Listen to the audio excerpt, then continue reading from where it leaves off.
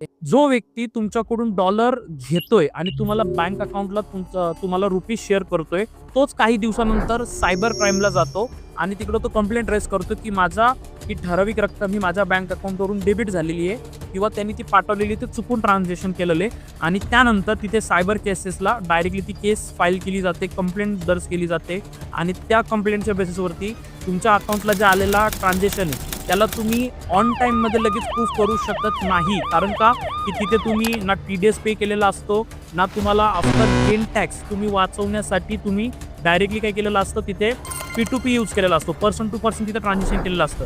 आणि तो व्यक्ती डायरेक्टली तिथे कंप्लेंट रेज करतो की ह्या व्यक्तीने माझ्या अकाउंटवरून डायरेक्टली हा फंड चुकून ट्रान्झॅक्शन झालं आहे, या माझ्या अकाउंटला स्कॅम झाला आहे, या माझ्यासोबत काही फ्रॉड झाला आहे. त्याच्यामुळे त्याला ती कंप्लेंट भेटून जाते, कंप्लेंट दर्ज होऊन जाते आणि तुमचं अकाउंट होऊन जातं डायरेक्टली फ्री.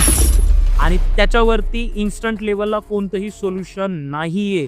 त्यामुळे तुम्ही तिथे एक्सप्लेन काय करणार, एक्सप्लेनेशनला अगेन ज्या कोणत्या सायबर क्राईमकडे ते ज्या लोकेशनला झालं असेल, मग ते वेगळ्या जिल्ह्यामध्ये, वेगळ्या राज्यामध्ये देखील असू शकतं. तिकडेच तुम्हाला जाऊन त्याचं सोल्युशन भेटू शकतं.